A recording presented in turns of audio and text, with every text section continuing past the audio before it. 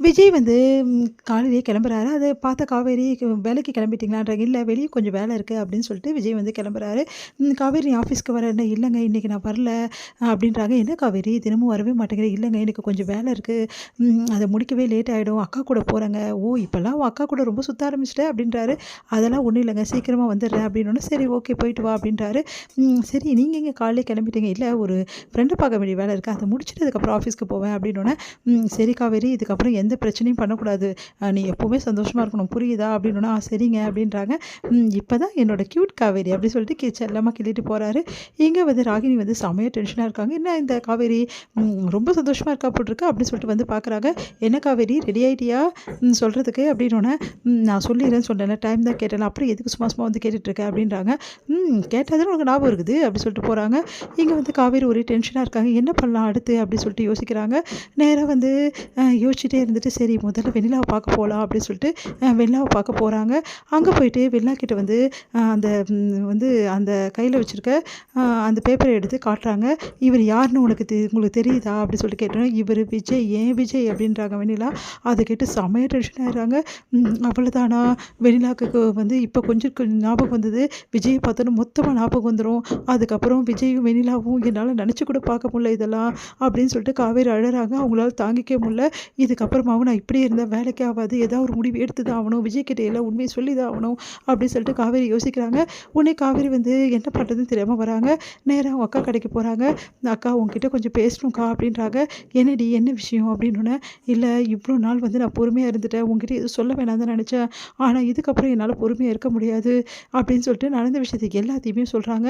இந்த மாரி வெண்ணிலாவ சந்திச்சது, அதுக்கப்புறம் வெண்ணிலா தான் வந்து விஜயோட வந்து முன்னாள் வந்து காதலி அப்படின்னு சொல்லிட்டு எல்லா விஷயத்தையுமே சொல்றாங்க. அதெல்லாம் கேட்டு வந்து, "என்னடி நீ இப்படி சொல்ற? என்கிட்ட ஏன் முன்னாடியே சொல்ல?" "இல்லக்கா என்னால சொல்ல முடியல. என்ன பண்றதுன்னு தெரியலக்கா. எனக்கு விஜய் வேணும்க்கா, ப்ளீஸ்க்கா" அப்படின்னு சொல்லிட்டு அழறாங்க. "சரிடி கவலைப்படாத. இங்க பாரு அவள கூட்டு வந்துலாம் நீ சேர்த்துலாம் வைக்க முடியாது. புரியுதா?" அப்படின்றாங்க. "எனக்கு புரியுதுக்கா. அவள கூட்டு வந்து சேர்த்து வைக்கலாம் முடிவு எதா பண்ணியிருக்கேன் நான்." இல்லக்கா ஆனா சொல்லி தானக்கா ஆவணும். நான் சொல்லாம எப்படிக்கா இருப்பேன்? ஒருவேள நான் சொன்னேன்னா அவரு என்ன துரோகின்னு சொல்லிடுவாருக்கா. நான் என்னக்கா பண்ணுவேன்?" அப்படின்னோனே, சொல்லலாம்டி. ஆனா சொல்றதுக்கு முன்னாடி விஜய் ஏன் வந்து உன்ன கைவிட்டுருவார்ன்னு நீ நினைக்கிற? விஜய் மேல நம்பிக்கை இல்லையா உனக்கு?" அப்படி சொல்லிட்டு கேட்குறாங்க. "நம்பிக்கைலாம் நெறைய இருக்குக்கா. நேத்து கூட நைட்டு கூட வந்து நான் உன்ன விட்டுட்டு போயிடுவேன்னு பயப்படாத காவேரி. நான் உன் கூட தான் எப்பவும் காலம் ஃபுல்லா இருப்பேன்னு சொல்லிட்டு நம்பிக்கையா சொன்னாருக்கா. அப்புறம் என்னடி?" "இல்லக்கா அது வந்து எனக்கு நல்லா தெரிஞ்சு போச்சு. விஜய் வந்து பழைய காதல வந்து ரொம்ப நேசிச்சாரு அந்த பொண்ணுன்னு சொல்லிட்டு எங்க அந்த பொண்ணு வந்தோனே உன்ன மறந்துருவாரோ, கைவிட்டுருவாருன்னு யோசிக்கிறேன். அப்படித்தானே?" அப்படின்னோனே, "ஆமாக்கா" அப்படின்றாங்க. "எனக்கு விஜய் வேணும்க்கா. எனக்கு புரியுதுடி. இங்க பாரு நான் சொல்றபடி நடந்துக்கோ.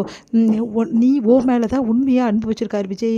உன்ன தவிர யாருமே வெண்ணிலாவே வந்தாலும் அவருக்கு வந்து முக்கியம் கிடையாது அப்படின்னு சொல்லிட்டு அவர் அவர் வாயிலேருந்து வரணும். அப்போ நீ வந்து ஒரு பிளான் பண்ணணும் அப்படின்னோனே, என்னக்கா சொல்ற? ஆமாடி அத நீ தெரிஞ்சுக்கணும்ல.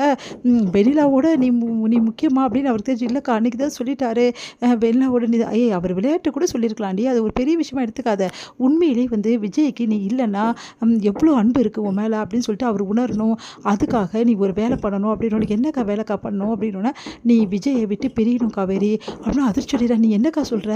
"ஆமாடி கொஞ்ச நேரம் தான். நீ நைட்டுக்கு வீட்டுக்கு போகாத. ரொம்ப லேட்டா வீட்டுக்கு போ.